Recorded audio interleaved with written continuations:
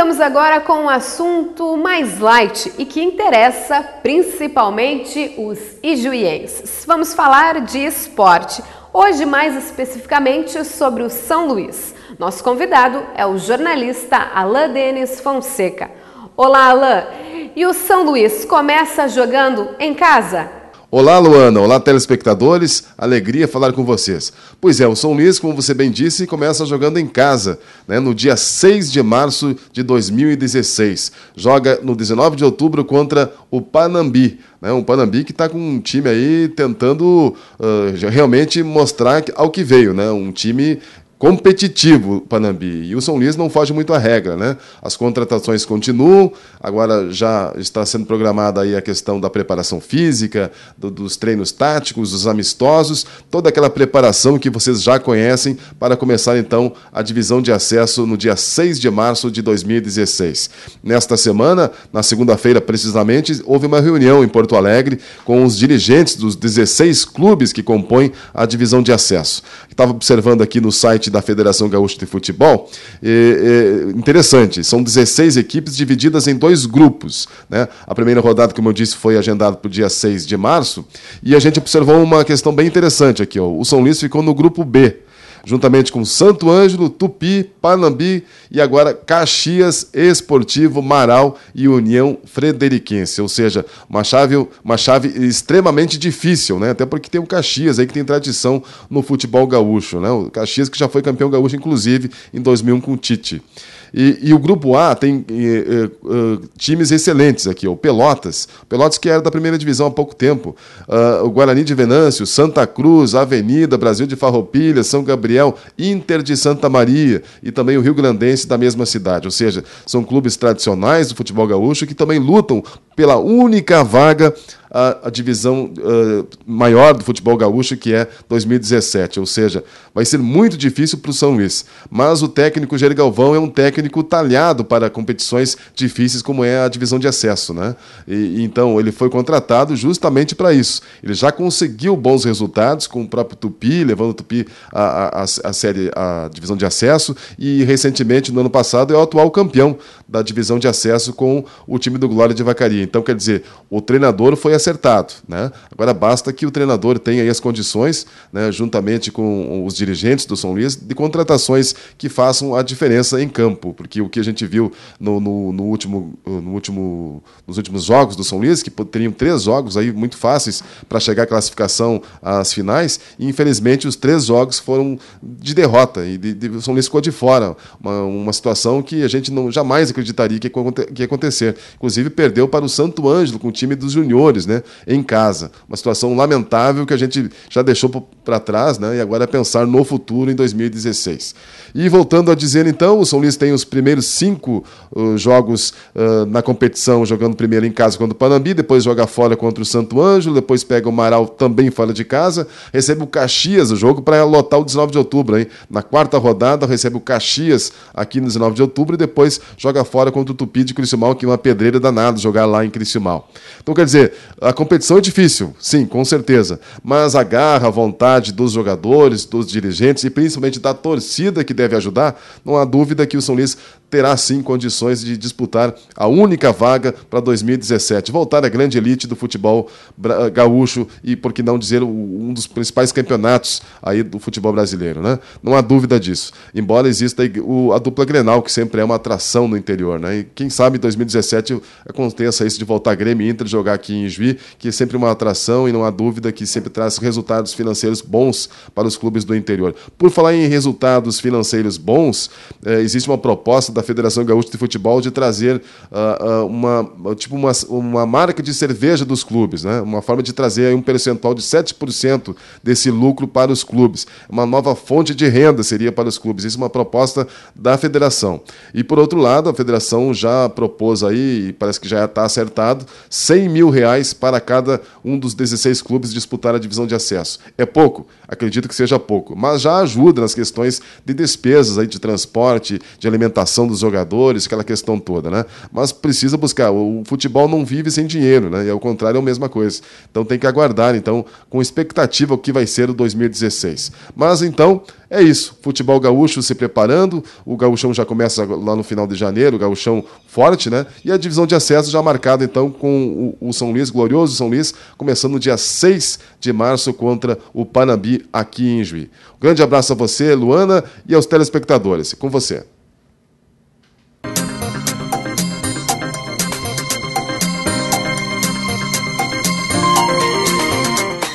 Quarta-feira de sol, mínima 18, máxima 30 graus.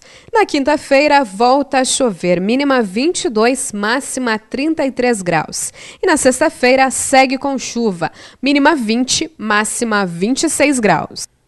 E voltando a falar então sobre impeachment, o Supremo Tribunal Federal suspendeu na semana passada a instalação da Comissão Especial da Câmara que vai analisar o pedido de abertura do processo de impeachment da presidente Dilma Rousseff. O ministro Luiz Edson Fachin determinou a interrupção de todo o processo até que o plenário ou o STF decida sobre o tema amanhã, quarta-feira. O tumulto no plenário se deu no fim da tarde de terça-feira, mas a origem da polêmica foi uma decisão tomada horas antes. No início da tarde, partidos de oposição e dissidentes da base do governo registraram uma chapa avulsa com nomes para compor a comissão de análise do pedido de impeachment. É uma chapa mais independente que não esteja submetido ao controle do governo. Nós não reconhecemos a existência das chapas avulsas. Se a votação ocorrer desta maneira, nós vamos estudar as medidas judiciais cabíveis. Mas a principal reclamação dos deputados ligados ao governo era quanto à votação secreta para eleger a comissão. Eu acredito que a votação secreta é uma vergonha para o Brasil. Eu espero que essa vergonha não se configure. O que é que diz o nosso regimento interno? Que esta eleição em plenário dos membros da comissão especial do impeachment tem que ser voto secreto. E é isso que vai acontecer no plenário. E no plenário, o presidente explicou como se daria a votação. A eleição será realizada por chapas fechadas, considerando-se a chapa 1 aquela cujos integrantes foram indicados pelos senhores líderes. E a chapa 2, denominada Unindo o Brasil, aquela composta por indicações individuais dos parlamentares que expressamente manifestaram sua vontade de integrá-la, resguardando-se assim a participação democrática de todos os deputados no pleito. Nos termos do artigo 188 do Regimento Interno, a votação será secreta e realizada pelo sistema eletrônico de votação. Declaro iniciada a votação. Presidente, questão de ordem. Questão de ordem. Senhor presidente, Toda questão de ordem que houver, eu vou recolher e não decidirei nenhuma agora. Não pode ser incorporada a chapa avulsa nesta votação. Isso viola a Constituição. O voto secreto fere o princípio da publicidade, já é jurisprudência do Supremo Tribunal Federal. Houve tumulto no acesso às cabines instaladas no plenário. Algumas foram danificadas, mas houve votação e o resultado mostrou a vitória da chamada chapa alternativa por um placar de 272 contra 199. É o resultado, eleita a chapa 2. Poucas horas depois veio a surpresa. O ministro Luiz Edson Fachin, do Supremo Tribunal Federal, suspendeu a instalação da comissão. Ele argumentou que o objetivo é evitar atos que possam ser anulados pelo Supremo mais tarde. Com a decisão, ficou paralisado todo o rito que poderia levar ao processo de impeachment. E essa suspensão vale até que o plenário do STF dê a palavra final sobre o caso na próxima quarta-feira. Na Câmara não houve mais clima para a votação das outras matérias que aguardam na pauta do plenário. A tendência de todos nós é não ter nenhuma sessão até o Supremo decidir. Defendemos que a Câmara vote as matérias que tem que votar, que não haja sequer recesso. Essa ingerência do Supremo no rito do impeachment, a meu ver, complicou mais ainda a situação. Então, eu acredito que agora aguardar o recesso oficial, porque de recesso, portanto, a casa já se encontra. Mesmo com toda essa situação, na nossa política não podemos esquecer das festas de final de ano. Natal, muitos lembram de Papai Noel, presentes, festa, mas então qual o verdadeiro sentido do Natal? Você costuma lembrar do aniversariante? Aqui em Ijuí, um grupo decidiu relembrar não apenas o nascimento do menino Jesus, mas toda a sua trajetória aqui na Terra.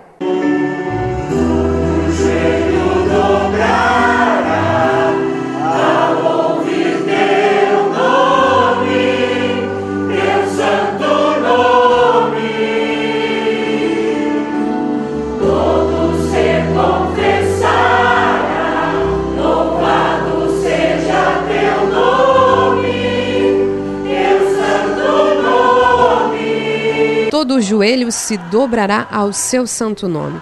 Assim teve início uma belíssima cantata que relembrou aos presentes o significado do Natal, o nascimento do menino Jesus. Emocionada e feliz, Susana representou Maria, a mãe do menino Jesus, representado pelo seu filho Johan, de apenas 39 dias. É um momento muito especial e também uma responsabilidade, porque eu não me imagino tendo que um dia entregar meu filho para ser pregado por todos os pecadores. Isso até me arrepia em falar, porque eu acho que eu não seria capaz de fazer isso. Foram meses de ensaio, dedicação e estudos para mostrar aos presentes esperança, fé, o amor de Deus em meio a tantos conflitos que vivemos no dia a dia. Contigo eu estou, não te assombres. Nós pensamos em falar sobre esperança esse ano. E para falar de esperança, a gente não pode falar só de manjedoura. A esperança completa em Deus é manjedoura, é a cruz, é o túmulo vazio e a esperança que Ele vai voltar. E por isso a ideia de não... A gente já fez outros anos cantar, só anunciava o nascimento. Mas um evento está ligado ao outro. E a obra de Deus é completa. A gente está esperando completar na sua volta. E pelo mundo que a gente está vivendo, a situação que a gente está vivendo hoje, de crises, de conflitos, pessoas sem esperanças, não sabem para onde vão, sem caminho, direção, a gente quis apresentar algo bem evangelístico. Alguém que pode dar esperança que o mundo não dá, e que paz que o mundo não dá e não pode se comprar. Na cantata Além do Nascimento, eles apresentaram aos presentes os milagres de Jesus, sua morte na cruz, relembraram o verdadeiro sentido do Natal. Olha, é uma honra muito grande, né? A gente sabe assim que a gente conhece toda a história dele e tudo, mas até quando me convidaram para fazer esse papel de representar Jesus e tal, eu achei que ia ser uma coisa bem mais fácil, sabe?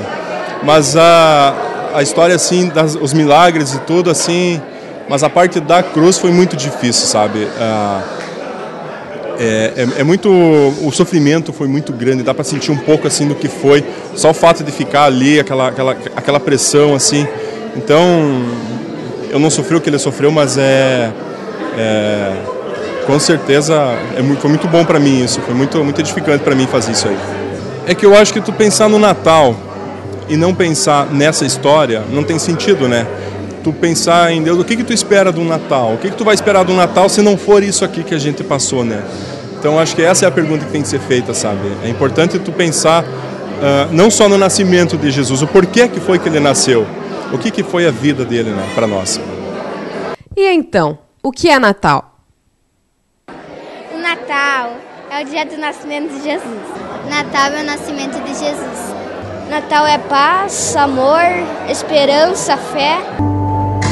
Jesus, tu és o meu cantar. Tu és a estrada mais bonita.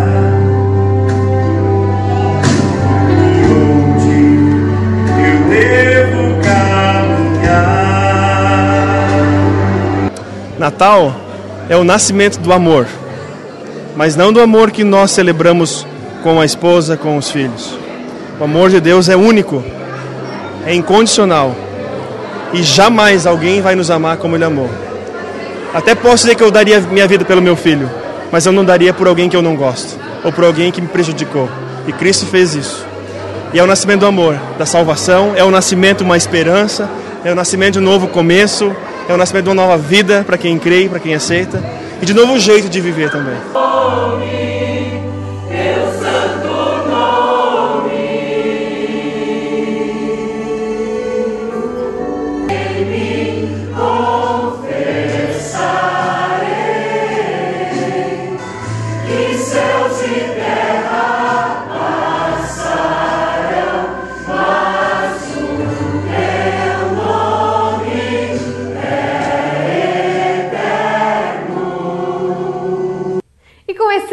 natalino, nós encerramos o Jornal das 6 de hoje. Uma boa noite a todos e uma ótima semana.